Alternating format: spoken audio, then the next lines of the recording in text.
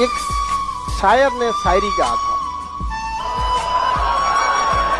देखिए, बाली जो होता है कान में पहना जाता है कि पीतल की बालियों में उसने अपनी बेटी ब्याह दी, बाप मजदूर था उसका सोने की खदान में। समझो, मजदूर चाहे कहीं का भी हो, बेचारे की जिंदगी बर्बाद हो जाती है। सोने के खदान में मजदूरी करने के बावजूद पीतल की बालियों में बेटी ब्याह दी। बहुत, ये भारत पे एक धब्बा है। हमारे यहाँ दहेज प्रथा, समझा? अपने अंतरात्मा से पूछेगा कि आपको दहेज, और लड़कियों से भी कहते हैं दहेज रोकने के लिए सबसे पहले अपने मम्मी पापा को समझाइएगा।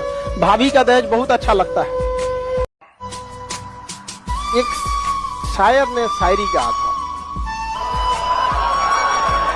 देखिए, बाली जो होता है कान में पहना जाता है कि पीतल की बालियों में उसने अपनी बेटी ब्याह दी, बाप मजदूर था उसका सोने की खदान में। समझो, मजदूर चाहे कहीं का भी हो, बेचारे की जिंदगी बर्बाद हो जाती है। सोने के खदान में मजदूरी करने के बावजूद पीतल की बालियों में बेटी ब्याह दी। बहुत, ये भारत पे एक धब्बा है। हमारे यहाँ दहेज प्रथा, समझा? अपने अंतरात्मा से पूछेगा कि आपको दहेज, और लड़कियों से भी कहते हैं दहेज रोकने के लिए सबसे पहले अपने मम्मी पापा को समझाइएगा। भाभी का दहेज बहुत अच्छा लगता है। एक शायर ने शायरी कहा था।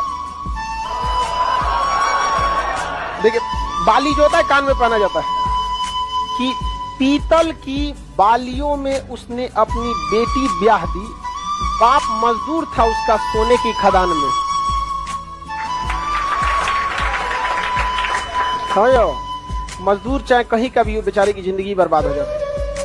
सोने के खदान में मजदूरी करने के बावजूद पीतल की बालियों में बेटी ब्याह दी।